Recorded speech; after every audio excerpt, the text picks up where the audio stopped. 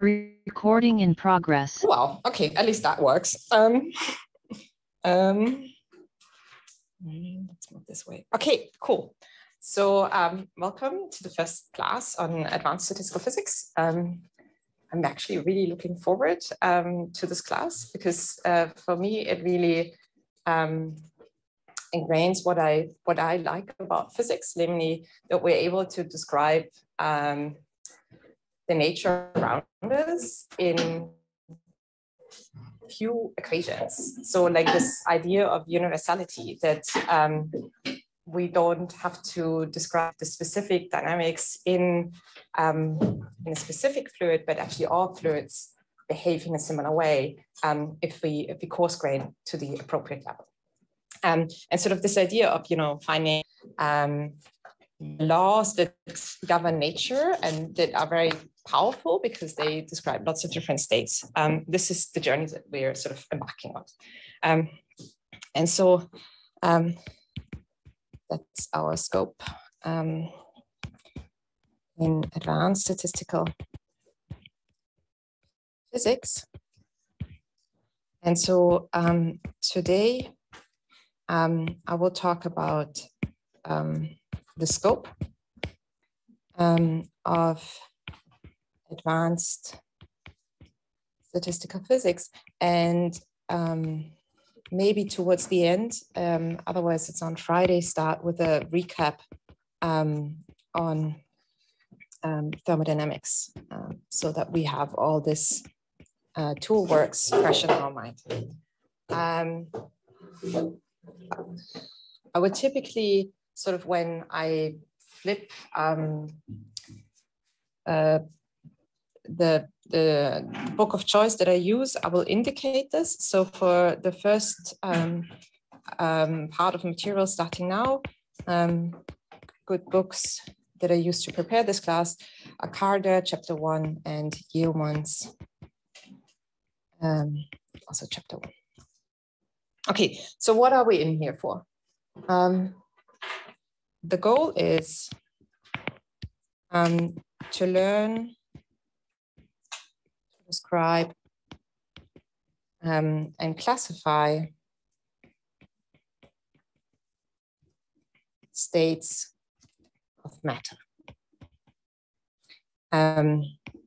their collective properties, and their mechanisms for transforming from one phase to another. And on this journey, we're going to use, or you're going to learn a lot of different tools that are very powerful. And sort of, I believe this class really offers a potpourri of different methods that you will sort of learn how they pave out, how they work out in looking at, what governs phase transitions, but give you really a good set of tools, because we start from methods of classical field theory. We learn how to use symmetries, and the treatment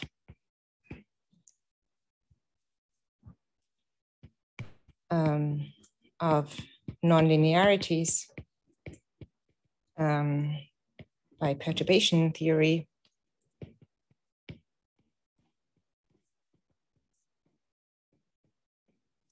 And finally, renormalization group, often RG, abbreviated method. And when teaching this class, I feel, and I know that this room doesn't convey this entirely, but this is really like a standard curriculum class. And so there's a plethora of books, and you're very welcome to pick your most beloved books. what I based my class on most is entropy, order parameter, and complexity. Jim Thesna,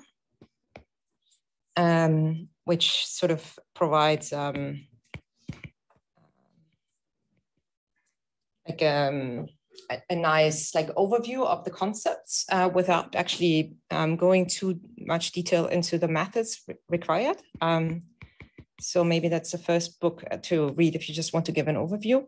Then I really like Statistical Mechanics of Phase Transitions by Julia Geomans, because it is a very concise and at the same time, like, you know, it covers everything that it covers in details, but it really gives a nice overview of all the concepts. And then Statistical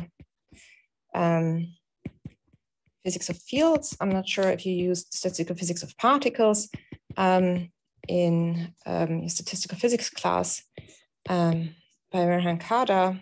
And he does a really good job on the field theory part. And since we're at the Technical University of Munich, I hope you know this, right? So there's the Statistical Mechanics books by Schwabel. You know Schwabel? Yeah, so actually his academic granddaughter.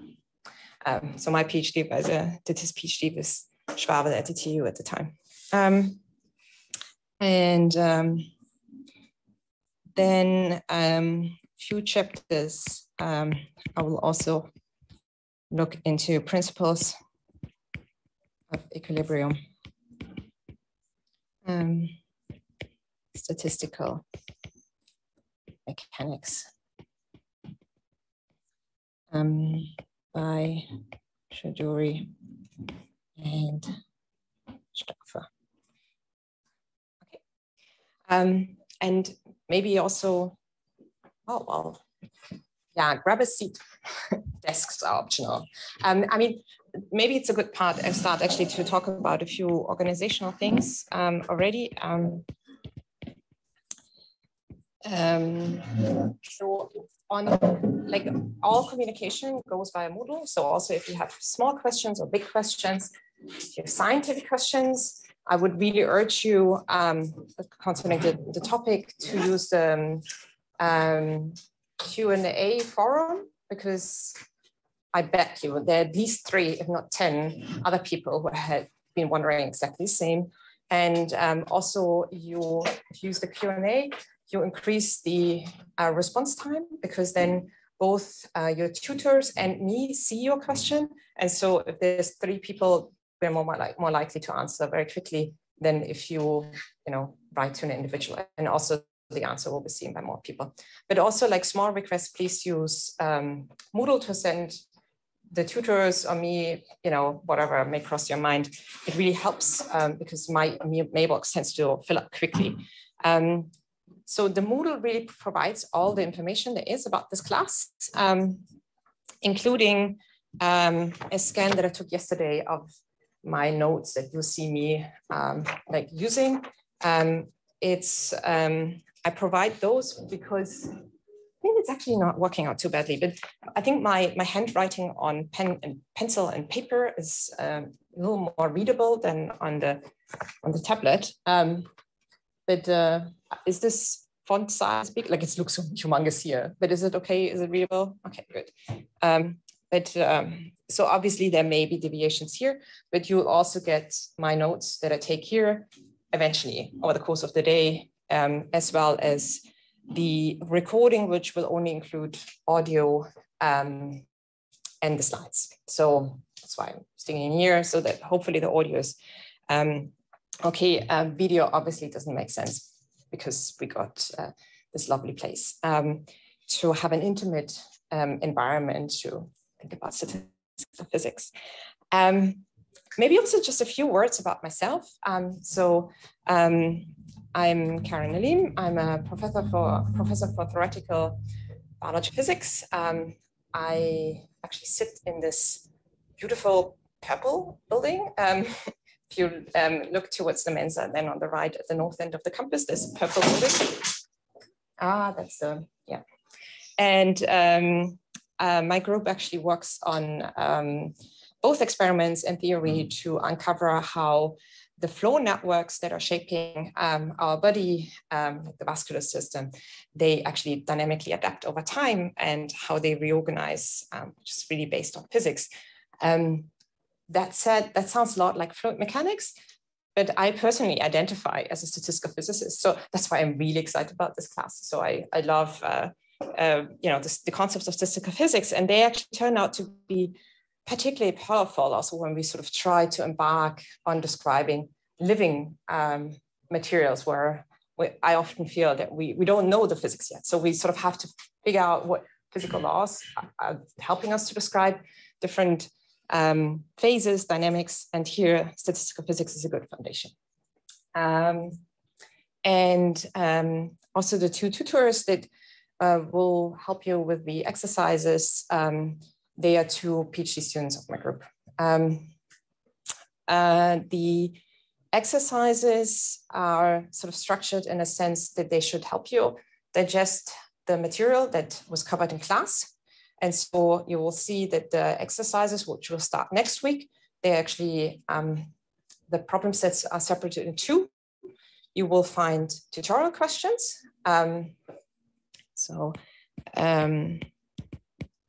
You have one part, these are tutorial questions. These are questions, problem sets that you will solve in the tutorial together when sitting with your colleagues and your tutor. The idea is that when looking at this problem with other people around, you will start discussing and you will revisit the material and have the ability, the chance to really try to help and patch up things that you may not have understood. And then, so these are only solved within the tutorials. And then you have like homework questions. You will recognize that these homework questions are modeled very much in parallel to the tutorial questions. That's on purpose, so that I give you an incentive to go to the tutorial. You will solve very similar questions that then help you actually to also solve the homework question on your own. Because then the homework question, this is to be handed in a week later. When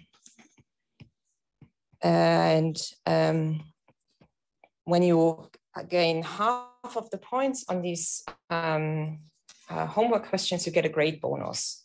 So this is in the end, 50% gives you a grade bonus of 0.3 on any grade of 4.0 or better. So you have to pass the exam, but then you can have the grade bonus. Maybe also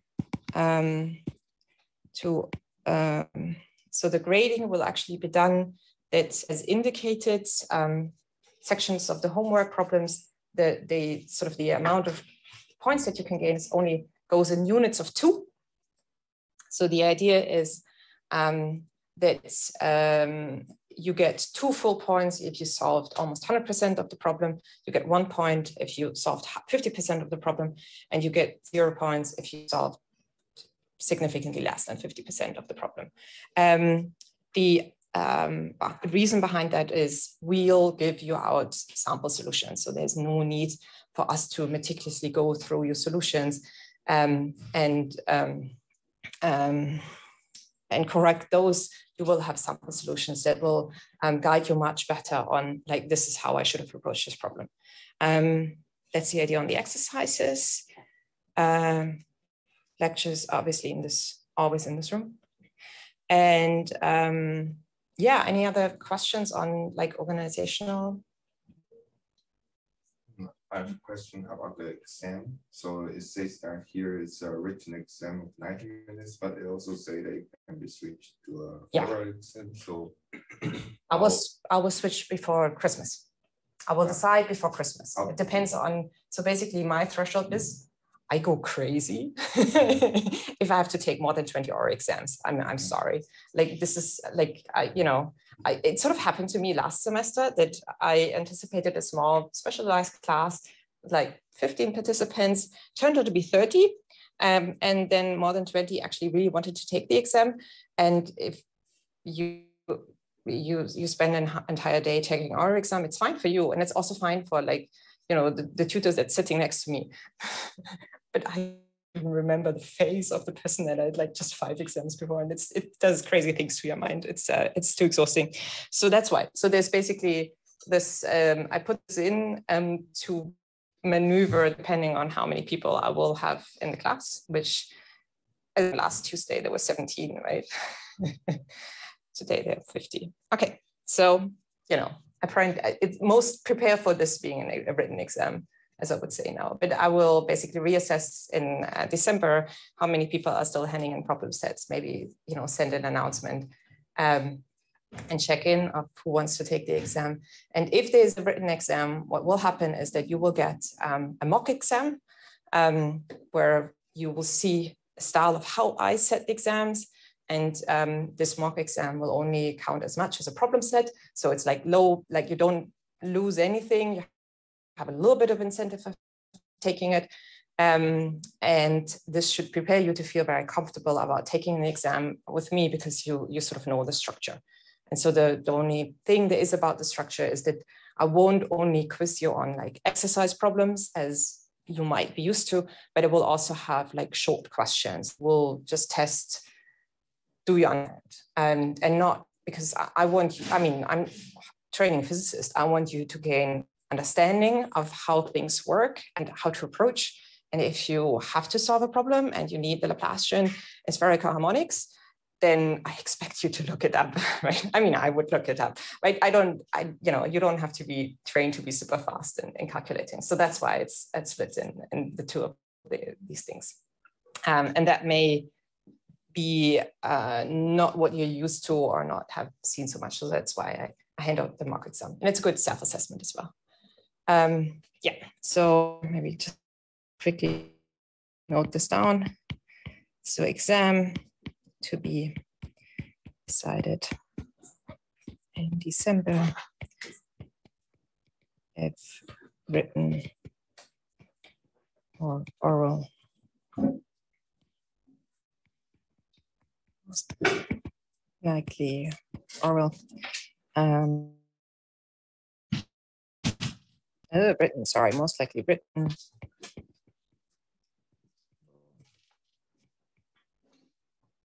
Mock exam. Yeah. Oh, and for the exercises, one note. Please sign up. And so I'll ask you to sign up both on TUM Online and on Moodle.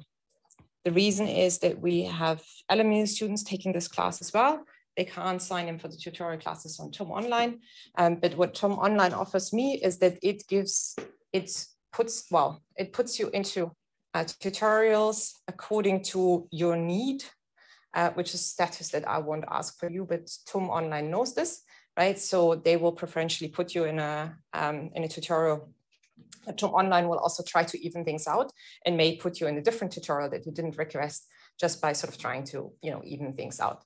And so if I have both information, I will try to do the best and like providing good placement in the 2 tutorials that are offered.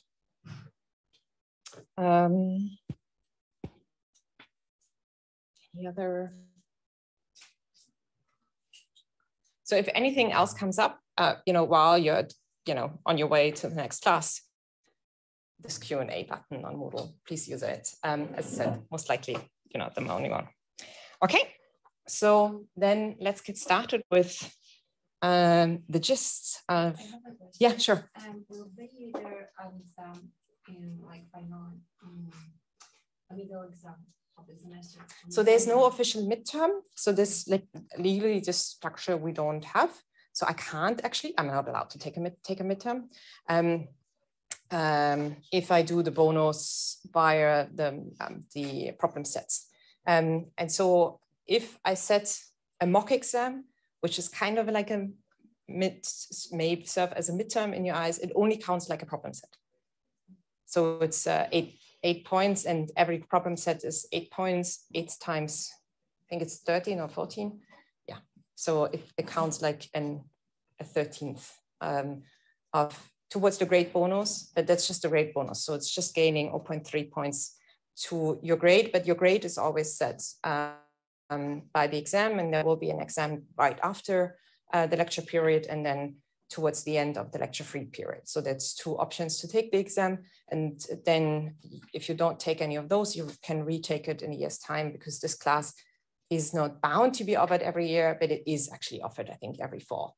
Yeah, and you may also play the other way around. It's typically offered at the LMU in the spring term.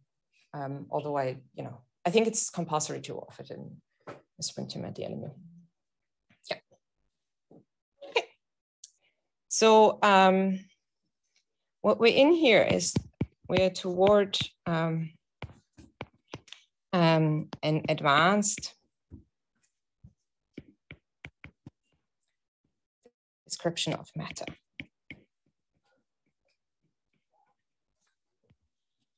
So that's our goal. And so what are the tools that what we have actually? So classical physics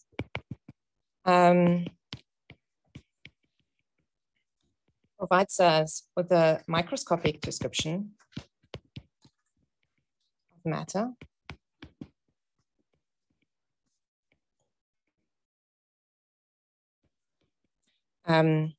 As individual particles in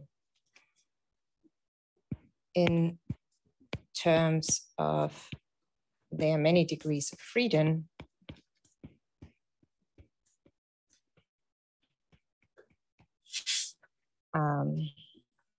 which can be position and momentum. I guess that's sort of what comes to your mind immediately if you think about describing, for example, gases, or in terms of their spin degrees for magnets.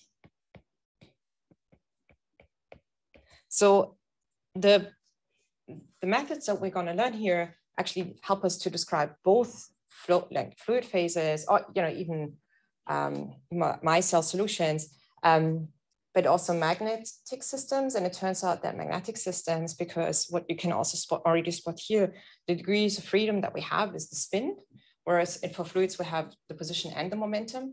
And so it's just the easier models to train on the concepts of how to describe them.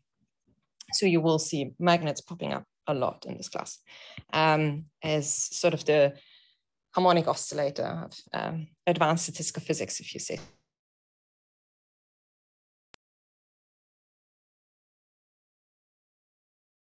A different approach, and we went for macroscopic description of matter.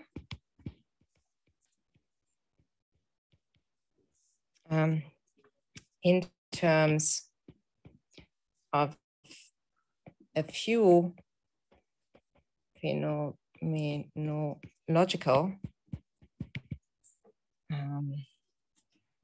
variables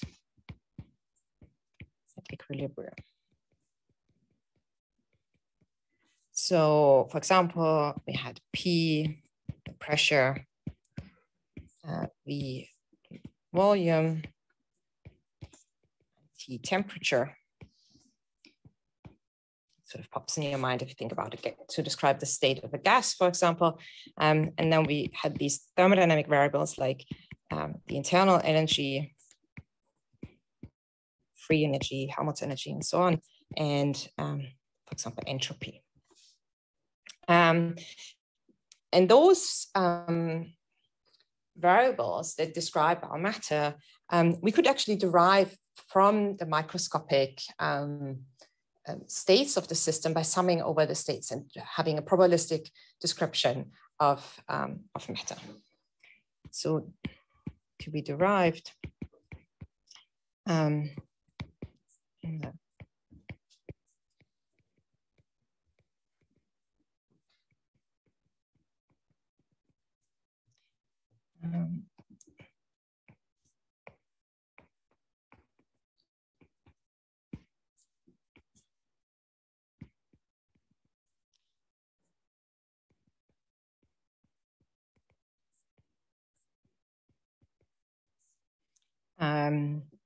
using, for example, if this term still pops in your mind, the canonical.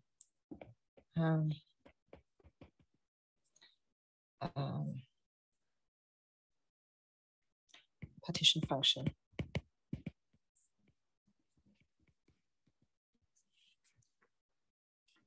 So we can actually describe matter, right? But there are limitations. And actually these limitations you're already seeing in the statistical physics class of where all these methods actually were falling short. So what was the caveat?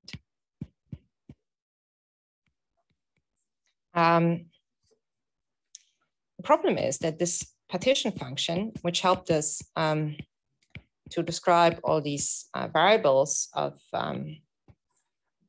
that describe our matter, this can only be solved exactly in simple systems, right?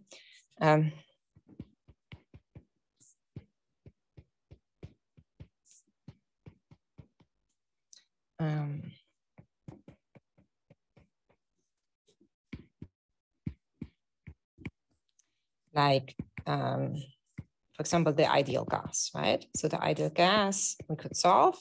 But if we just sort of take into account just like one more property that describes a real gas, for example, that two gas particles can't be in the same spot because they also have some volume they take, right?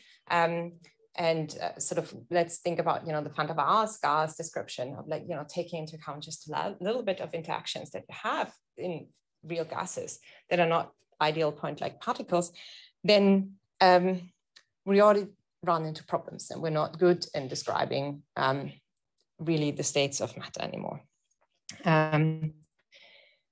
Yet, the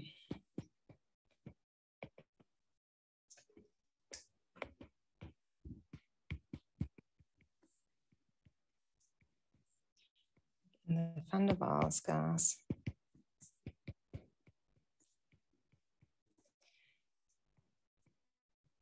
needs to model failure.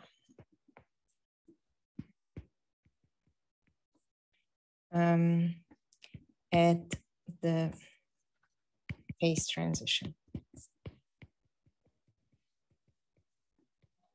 Gas. Liquid.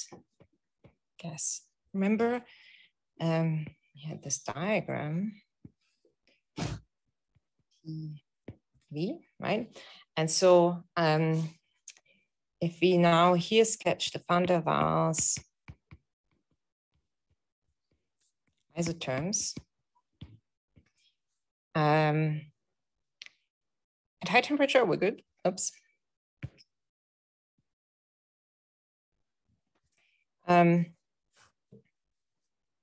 So, but if we approach a specific temperature, sorry, trying to, whoops, okay, try. And okay, there we go. So this is for high temperatures above the critical temperature. This would be for at the critical temperature, and particularly at a lower temperature, we see that we have a problem. And the problem is is exactly this region here, where what we can solve for in an interacting gas is that we would have a region where if we increase the volume that's available, the pressure goes up. And that's obviously not what's taking place, right? So, I mean, what we know is like if we take a box of particles and we increase the volumes, the particles have, the gas particles have more space. And so the pressure, the force that they exert on the walls of the box goes down, right? And so this is nicely exemplifying that here we're not doing a good job in describing what's going on, because what is going on here is that in this region, there's a phase transition. So our gas becomes fluid-like, and this is something that we can't capture when using the toolbox that we have available from statistical physics using the canonical ensemble, for example.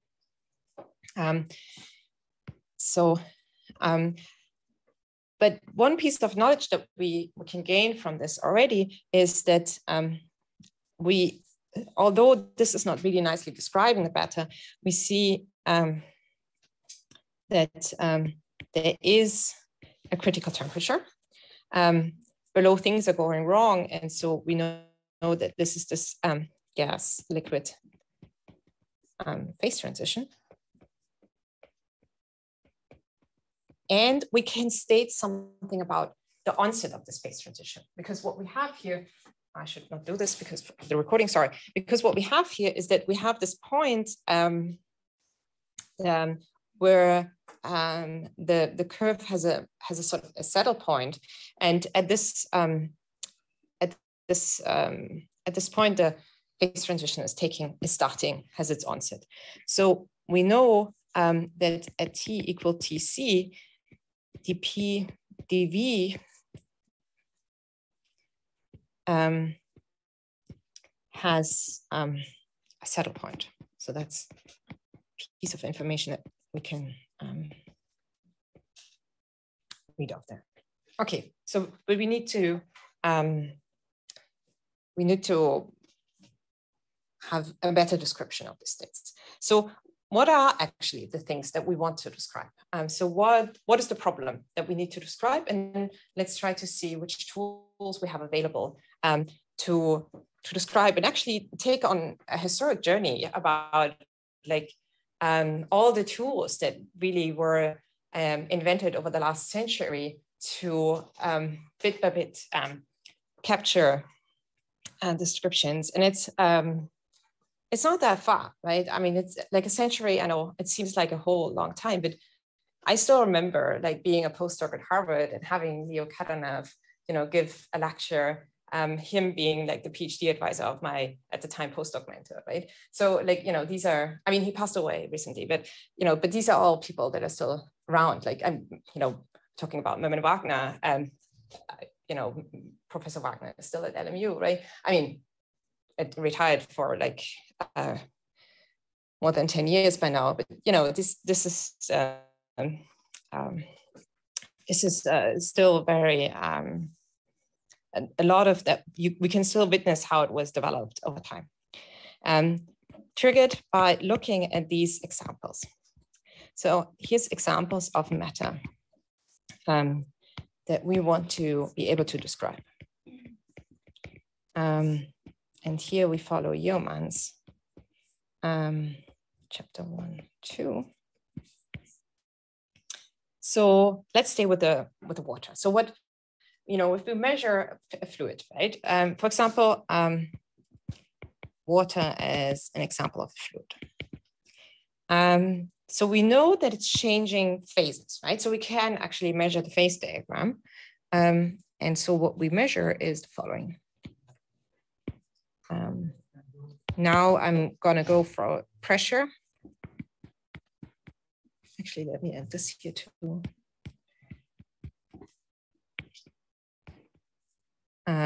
Versus temperature. So what we know is that at low temperature, we have, So we have a solid phase. And then there's a phase transition to a liquid phase. But at very low pressure, we always have a gas phase. So here we observe melting. And here you have sublimation. And then between liquid and gas, you have evaporation. And then there's this point as well. So there's this point which designates critical temperature, where I can't, if I go to higher temperatures, I can't distinguish between being in a gas or being in a liquid phase anymore. So there's no, if I go around here, there's no density difference. So this is what we know from experiments, right? And so we're here seeking for theoretical descriptions to then account for that. So what is it really that we can read off this experimental data of what we should be able to predict, right? So we could learn something about looking at this already, what happens at these transitions, right? It's the transitions that our standard toolbox of statistical physics is not able to describe, right? And so what is happening at these transitions going from solid to liquid, or particularly from gas to liquid? So at the crossing of the phase boundary, what we have here is a jump in density, rho, and we also have a jump in latent heat. And so indeed, if we, for example, measure now the density,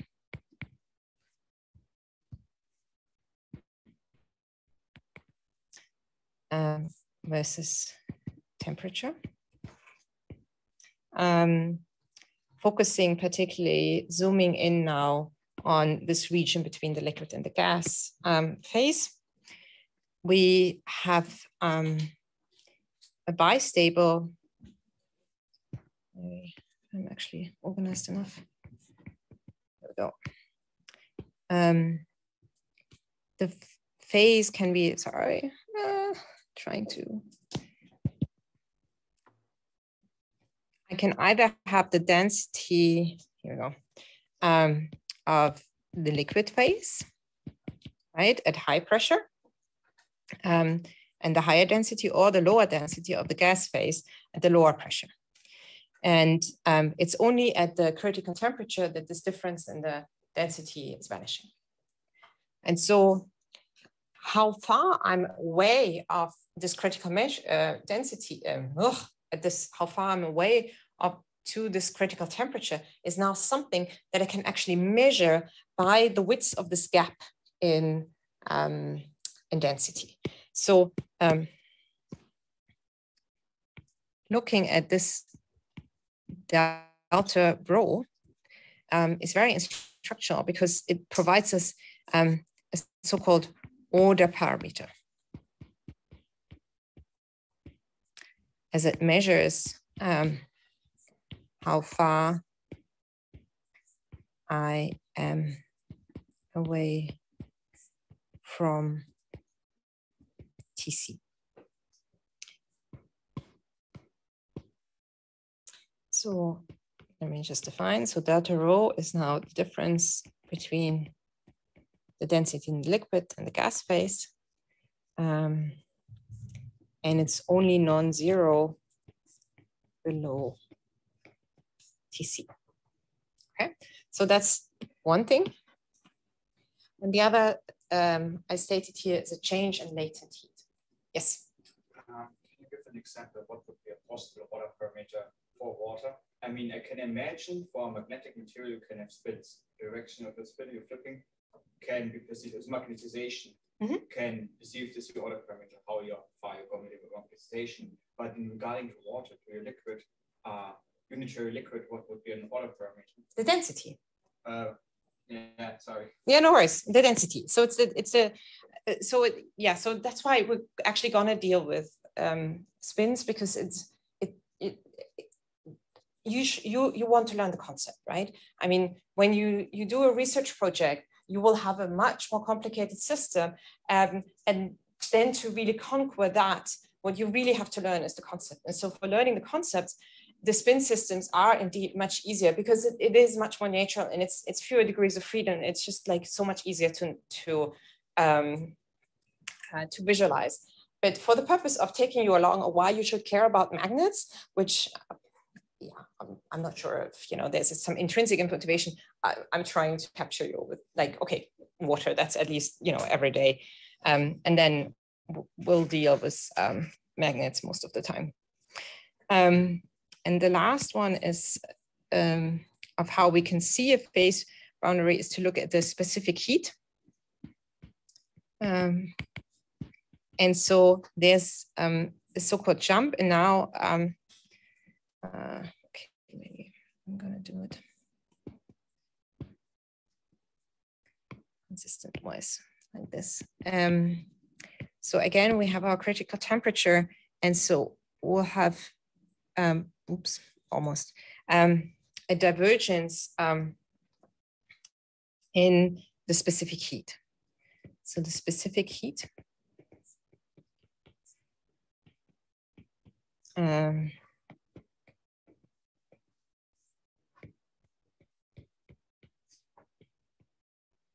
so why should we care about specific heat? So actually looking at a property that diverges is something that is easier to find, because say if I don't know if there's a phase transition, but I'm doing an expansion and I'm seeing that going from this end the specific heat increases, and I'm also coming from this end and I see it's increasing, then I know that there's a phase transition in between. So that's why divergences are actually very useful properties to hunt for, right? It gives us a cue that there's a phase transition. And this phase transition at the critical, this specific heat diverges at the critical temperature. And we're going to talk a lot about critical temperatures, because they are the hallmark of where we can see that such a phase transition is happening, and therefore also coined the term of criticality. So when you hear people just in general talking about criticality in the context of phase transitions, they are hunting for this, what is the temperature, what's the pressure, what are the parameters at which I find these divergences that tell me that there's a phase transition. So far in gases, and as I said, we're going to deal about magnets, and particularly ferromagnets, not because they're much easier in the context that a magnet is like, I think, let's think about like a list of spins. And so these spins can sort of random orient, but as soon as I apply an external field, all the spins will align with the field. And so say my spins can be up or down. Then it's obvious if my field also points up, all spins will be pointing up, and I'm in this phase. Or if my points down, then we'll all flip and they all point down. And yeah, regarding your capacity, specific heat. Yeah. Specific heat. If you have put your experiment, your object will want to observe phase transition and the divergence, it means that there's no change in temperature in a certain time frame. For example, if you I'm changing my temperature. Yeah. I'm increasing the temperature and the specific heat. I mean, it's the case from the moment from the water and ice going to liquid. The energy is used to reform for the phase transition. Yes. Can you from the width of the peak of your divergence, can you estimate how long it will take?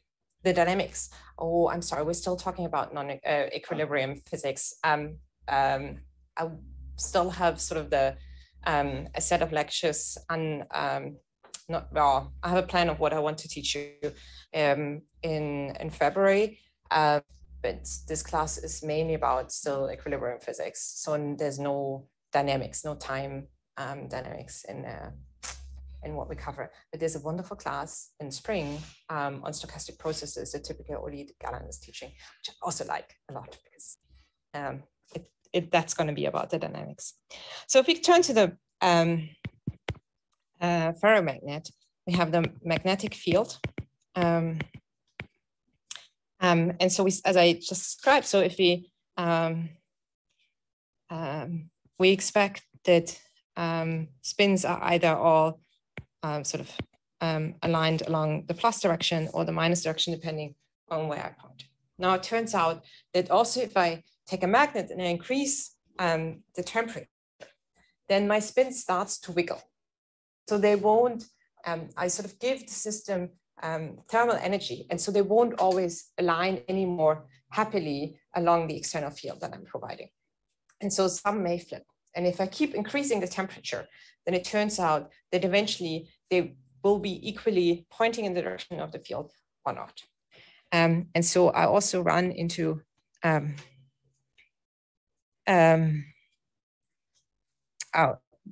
sorry, this is to find, I was already drawing the magnetization. So this is the field. So they will either be magnetized or not. And my magnetization, M,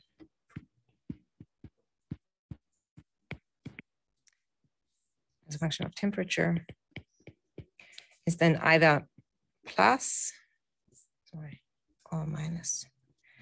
And again, here I have my critical temperature. And here I have also now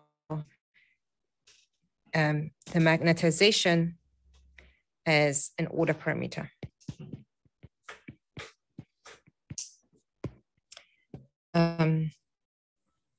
So here, crossing a phase boundary,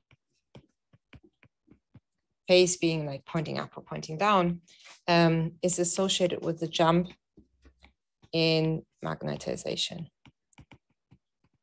And also the magnetization itself serves as an order parameter.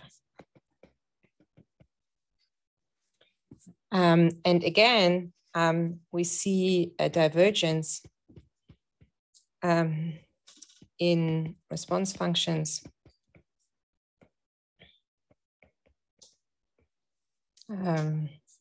like specific heat or susceptibility, and find this criticality as well. We look into them once I gave you the recap of all the thermodynamic variables. You know, there's going to be a nice diagram on Friday where you were like, right, this is how we got to all of those. These are the two examples we'll deal with most, particularly with the ferromagnet, but there are obviously many more phases that we can deal with. There are ferry magnets, for example, and for example, or surfactants.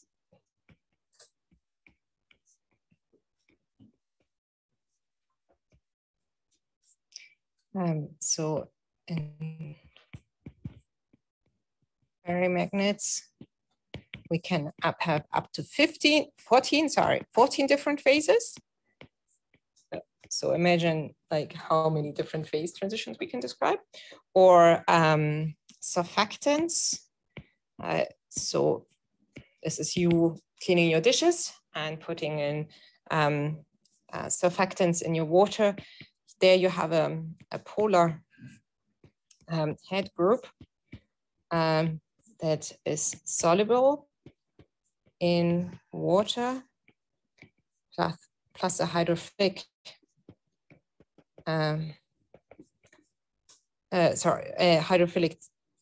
hydrophobic, hydrophobic tail, so that on a water surface they will like wiggle like this, being the head and this being the tail, if this is the water phase. And they can have tons of different funny phases that you can think about, of how they can arrange depending on now here the concentration of your surfactants. So here you have then phase transitions as the concentration of surfactant increases. Or, you know, phase transition of your DNA, your messenger RNA, which is taking the information that's stored in your cell nucleus and makes sure that all the processes in your cell working. Also, this is undergoing phase transitions. So it's a we have this everywhere. So we have different phases.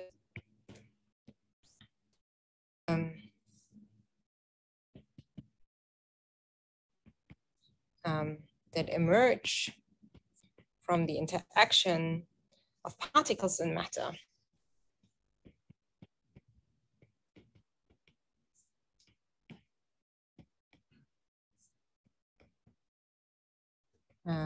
Particularly have a lot of particles.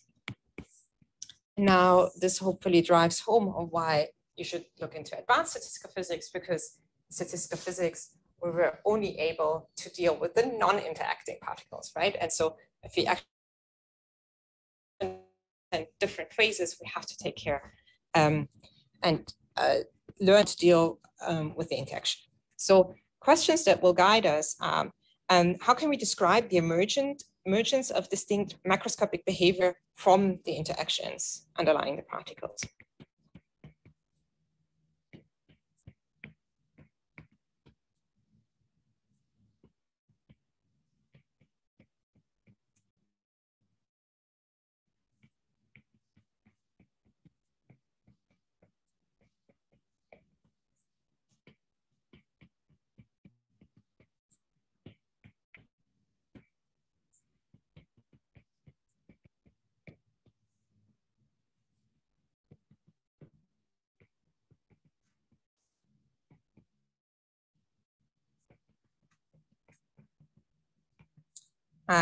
What are the thermodynamic variables that describe the macroscopic states of the phases, and what are the signatures that we need to identify and measure as a function of these phase transitions?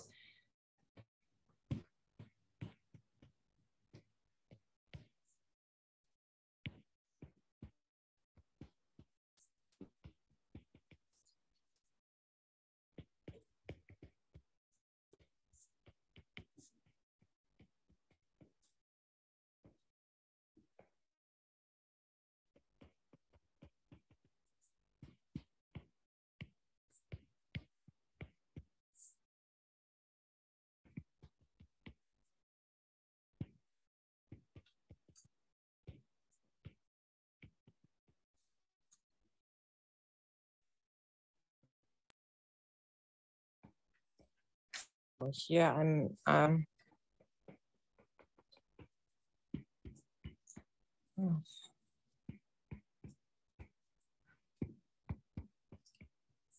so here we're particularly asking for, you know, what are observables like the heat capacity that tell us very distinctly, look, there's something going on. And then finally, as I alluded in the very first few minutes of class, how can we actually, you know, going from the microscopic interactions that then give rise to different phases, actually unify this understanding of the different phases arising in these different materials under one unifying law, the idea of universality coming in, which indeed is possible. And the phase transitions.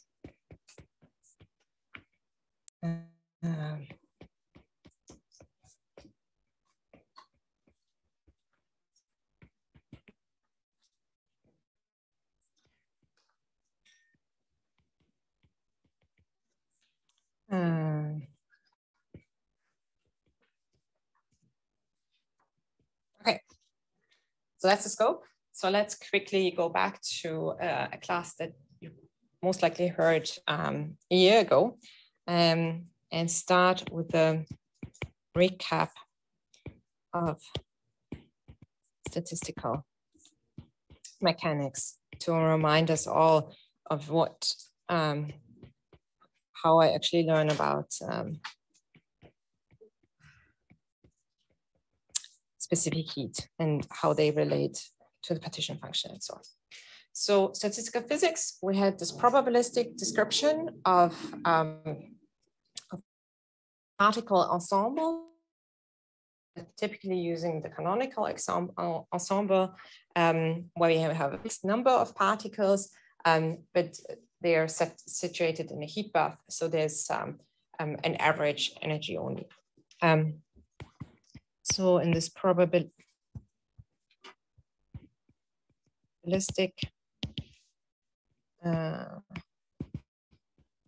description,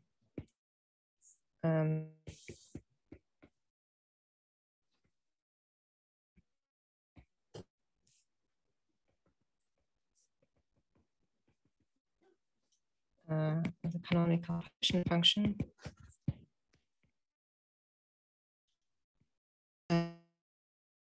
We had, and already I'm preparing you to think about partitions for magnets. So I'm writing down that there's a temperature and there's an applied field H. So what I would do is I would sum over all the states of the system with the Boltzmann and the energy of this associated state. So this is the sum over all states are with energy. And the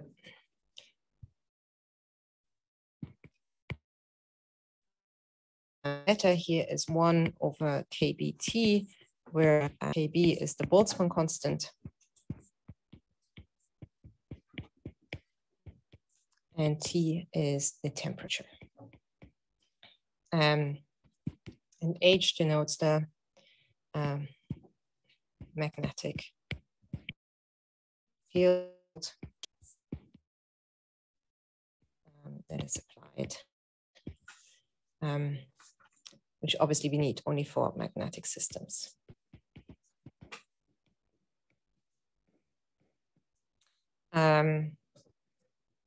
Here,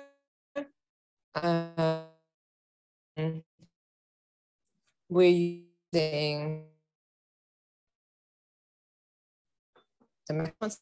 I know you might also do different tests, but we won't need it for now. We'll stick with the Boltzmann statistics because using our beloved toy model for the next couple of weeks, magnetic systems, we have a set of distinguishable particles and thereby Boltzmann statistic. So here.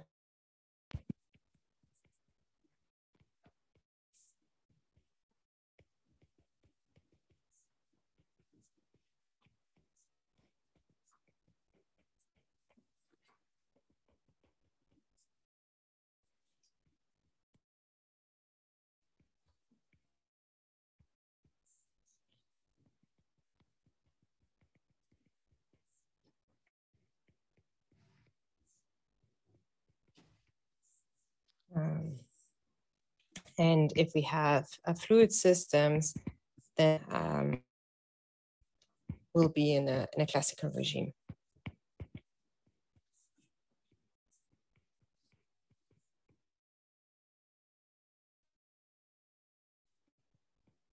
Okay, and so then the key was, okay, so the partition function gives us, is just about like summing 6, and then, but the Z in so the variable would then be the free energy, which we directly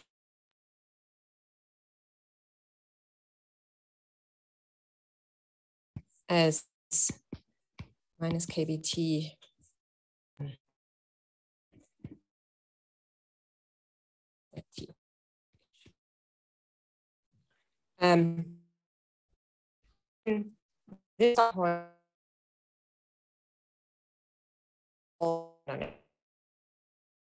this system.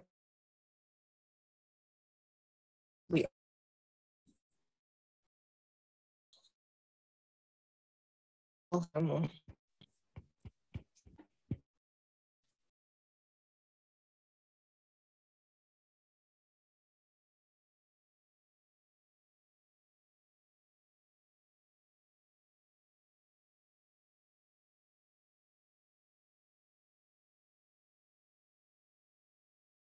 I didn't do anything else.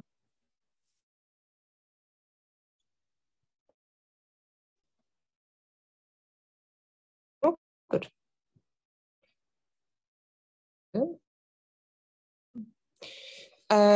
Follow from